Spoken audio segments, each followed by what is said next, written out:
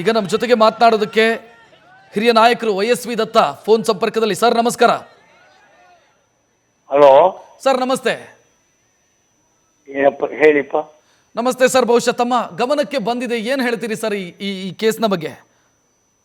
ಈಗಾಗಲೇ ಕುಮಾರಸ್ವಾಮಿ ಅವರು ನಮ್ಮ ರಾಜ್ಯಾಧ್ಯಕ್ಷರು ಪ್ರತಿಕ್ರಿಯೆ ಕೊಟ್ಟಿದ್ದಾರೆ. ಅವರು ಪಕ್ಷದ ಸಂವಿಧಾನದ ಪ್ರಕಾರವಾಗ್ಲಿ ಕಾನೂನಿನ ಪ್ರಕಾರವಾಗ್ಲಿ ಏನೇನು ತಗೋಬೇಕು ಅನ್ನೋದನ್ನ ಸ್ಪಷ್ಟವಾಗಿ ಹೇಳಿದ್ದಾರೆ. ಕುಮಾರಸ್ವಾಮಿ ಅವರ ಅಭಿಪ್ರಾಯವೇ ನಮ್ಮೆಲ್ಲರ ಅಭಿಪ್ರಾಯವೂ ಆಗಿರುತ್ತೆ. ಪಕ್ಷದ ಅಭಿಪ್ರಾಯ, ವೈಯಕ್ತಿಕ ಅಭಿಪ್ರಾಯಗಳು ಕೂಡ ಅವೇ ಆಗಿರ್ತವೆ. ಈಗ ಪ್ರಜ್ವಲ್ ರೇವಣ್ಣ ಅವರನ್ನ ಪಕ್ಷದಿಂದ ಉಚ್ಚಾಟಿಸುವ ಮುಖಾಂತರ ನೀವು ತಪ್ಪಾಗಿದೆ ಅನ್ನೋದನ್ನು ಒಪ್ಕೊಂಡಂಗಲ್ವಾ ದತ್ತ ಅವರೇ? ಅಲ್ಲ, ಆದ್ರೆ ನೋಡಿ, ಕುಮಾರಸ್ವಾಮಿ ಅವರು ರಾಜ್ಯಾಧ್ಯಕ್ಷರು, ಅದಕ್ಕೆ ಸಂಬಂಧಪಟ್ಟಂತ ನಮ್ಮ ಪಕ್ಷದ ಒಳಗಡೆನಲ್ಲಿ ಅವರು ಕ್ರಮ ತಗೊಳಕ್ಕೆ ಅವರಿಗೆ ಅಧಿಕಾರ ಇದೆ. ಅವ್ರ ತೀರ್ಮಾನಕ್ಕೆ ಪಕ್ಷದ ಕಾರ್ಯಕರ್ತರಾಗಿದ್ರು ನಾವೆಲ್ಲರೂ ಬದ್ಧರಾಗಿರ್ತೀವಿ. ತೀರ್ಮಾನ ಕುಮಾರಸ್ವಾಮಿ ಅವರು ತಗೋತಾರೆ.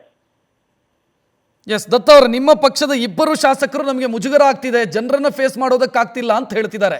ನಿಮ್ಮ ಗಮನಕ್ಕೆ ಬಂದಿರುತ್ತೆ ಅದು ಬಹುಶಃ? ನಾನೀಗ ಅದ್ರ ಬಗ್ಗೆ ನಾವೊಬ್ಬ ಮಾಜಿ ಶಾಸಕ, ನಮಗಾಗಿರೋ ಇದ್ರ ಬಗ್ಗೆ ನಾನೇನು ವೈಯಕ್ತಿಕ ಪಬ್ಲಿಕ್ ಆಗಿ ಹೇಳ್ಕೊಳ್ಳೋದಲ್ಲ. ಈಗ ನಾನು ಹೇಳಿದೆ, ಒಂದು ಪಕ್ಷ ಇದೆ, ಪಕ್ಷಕ್ಕೊಬ್ಬ ಮುಖ್ಯಸ್ಥರಿದ್ದಾರೆ, ರಾಷ್ಟ್ರೀಯ ಅಧ್ಯಕ್ಷರಿದ್ದಾರೆ, ತೀರ್ಮಾನಗಳು ತಗೋತಾರೆ. ಪಕ್ಷದ ಗೌರವ, ಘನತೆ, ವರ್ಚಸ್ಸನ್ನು ಉಳಿಸ್ಕೊಳ್ಳಕ್ಕೆ ಏನ್ ಮಾಡಬೇಕು ಅನ್ನೋದ್ರ ಬಗ್ಗೆ ಅವರು ಅನುಭವಗಳಿದ್ದಾರೆ, ತೀರ್ಮಾನ ತಗೋತಾರೆ ಅನ್ನುವಂತ ಸದಭಿಪ್ರಾಯ ಮತ್ತು ಸದ್ಭಾವನೆ ನನಗಿದೆ, ಆಶಾಭಾವನೆ ಇದೆ. ಪಕ್ಷದ ವರ್ಚಸ್ಸನ್ನು ಉಳಿಸ್ತಾರೆ. ವೈಎಸ್ವಿ ದತ್ತ ಅವರು ರಾಜ್ಯ ರಾಜಕಾರಣದಲ್ಲಿ ತುಂಬಾ ಸೂಕ್ಷ್ಮವಾಗಿ ಮಾತನಾಡಬಲ್ಲಂತ ಕೆಲವು ರಾಜಕಾರಣಿಗಳ ಪೈಕಿ ಒಬ್ಬರು. ಎಸ್, ದತ್ತ ಅವರು ಫೋನ್ ಕಟ್ ಮಾಡಿದ್ದಾರೆ. ಬಹುಶಃ ಈ ವಿಚಾರಕ್ಕೆ ಸಂಬಂಧಿಸಿದಂತೆ ಅವರಿಗೆ ರಿಯಾಕ್ಟ್ ಮಾಡೋದು ಕಷ್ಟ ಇದೆ ಅನ್ನೋದು. ಯಾಕಂತಂದ್ರೆ ಪಕ್ಷದ ನಿರ್ಧಾರ ನಮ್ಮ ನಿರ್ಧಾರ ಅಂತ ಹೇಳ್ತಿದ್ದಾರೆ, ಬಿಟ್ಟರೆ ಅದರ ಆಚೆಗೆ ವೈಎಸ್ವಿ ದತ್ತ ಅವರು ಕೂಡ ಪ್ರತಿಕ್ರಿಯೆ ಕೊಡೋದಕ್ಕೆ ನಿರಾಕರಿಸ್ತಾ ಇದ್ದಾರೆ. JDSನ ನಾಯಕರನ್ನ ಮತ್ತು BJPಯ ನಾಯಕರನ್ನ ಈ ಇಡೀ ಕೇಸು ಇಕ್ಕಟ್ಟಿನ ಸನ್ನಿವೇಶಕ್ಕೆ ಸಿಲುಕಿಸಿರೋದು ಸ್ಪಷ್ಟವಾಗಿ ಕಾಣ್ತಾ ಇದೆ. ಉತ್ತರ ಕೊಡೋಕ್ಕಾಗದಂಥ, ಸಮರ್ಥಿಸಿಕೊಂಡು ಮಾತನಾಡೋಕ್ಕಾಗದಂಥ ಪರಿಸ್ಥಿತಿ ನಿರ್ಮಾಣ ಆಗಿದೆ. ಸುರೇಶ್ ಗೌಡರು ಮಾತನಾಡೋ ಸಂದರ್ಭದಲ್ಲೂ ಕೂಡ ಅವರು ಒಂದಿಷ್ಟು ವಿಚಾರಗಳನ್ನು ಹೇಳ್ತಾರೆ.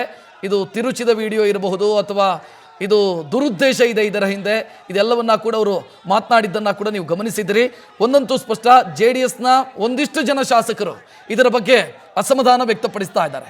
JDS ಈ ವಿಚಾರದಲ್ಲಿ ತಪ್ಪು ಮಾಡ್ತಾ ಅನ್ನೋದು ಕೂಡ ಮೂಡ್ತಾ ಇರುವಂಥ ಪ್ರಶ್ನೆ. ಯಾಕಂತಂದರೆ ರಾಜಕೀಯ ವಲಯದಲ್ಲಿ ಇರುವಂಥ ಮಾಹಿತಿಯ ಪ್ರಕಾರ ಪ್ರಜ್ವಲ್ ರೇವಣ್ಣ ಅವರಿಗೆ ಸಂಬಂಧಿಸಿದಂಥ ವಿಡಿಯೋ ಒಂದು ಎಲೆಕ್ಷನ್ ಟೈಮಲ್ಲಿ ಲೀಕ್ ಆಗುತ್ತೆ ಅನ್ನೋದರ ಬಗ್ಗೆ ರಾಜಕೀಯ ನಾಯಕರಿಗೆ ಮತ್ತು JDSನ ನಾಯಕರಿಗೆ ಮಾಹಿತಿ ಇತ್ತು ಅಂತ ಹೇಳಲಾಗ್ತಾ ಇದೆ. ಜೊತೆಗೆ ಕಾಂಗ್ರೆಸ್ನವರು ಕೂಡ ಇದನ್ನೇ ಇವತ್ತು ಪ್ರೆಸ್ ಮೀಟ್ ಮಾಡೋ ಸಂದರ್ಭದಲ್ಲಿ ಹೇಳ್ಕೊಂಡಿದ್ದಾರೆ. ಮಾಹಿತಿ ಇದ್ರೂ ಕೂಡ ಟಿಕೆಟ್ ಕೊಟ್ಟಿದ್ದಾರೆ ಅನ್ನೋದನ್ನ ಕಾಂಗ್ರೆಸ್ ನಾಯಕರು ಹೇಳಿದ್ದಾರೆ. ಸೌಮ್ಯ ರೆಡ್ಡಿ ಅವರು ಮಾತನಾಡೋ ಸಂದರ್ಭದಲ್ಲಿ ಅದನ್ನು ಅವರು ಪ್ರಸ್ತಾಪ ಮಾಡಿದರು. ಸೊ ಅಲ್ಲಿಗೆ JDS ನಾಯಕರಿಗೆ ಈ ಬಗ್ಗೆ ಒಂದು ಸುಳಿವಿತ್ತು, ಪ್ರಜ್ವಲ್ ರೇವಣ್ಣ ಅವರ ಸುತ್ತ ಇಂಥದ್ದೊಂದು ವಿಡಿಯೋ ಇದೆ ಅನ್ನುವಂಥ ಸುಳಿವಿತ್ತು ಅನ್ನೋದು ಕೂಡ ಗೊತ್ತಾಗ್ತಾ ಇದೆ. ಆದರೂ ಕೂಡ JDS ಎಡವಟ್ಟು ಮಾಡಿಕೊಳ್ತಾ ಎಲೆಕ್ಷನ್ ಸಂದರ್ಭದಲ್ಲಿ ನ್ಯೂಸ್ ಫಸ್ಟ್ ನಿರ್ಭೀತಿಯಿಂದ ನಿಮ್ಮ ಪರವಾಗಿ.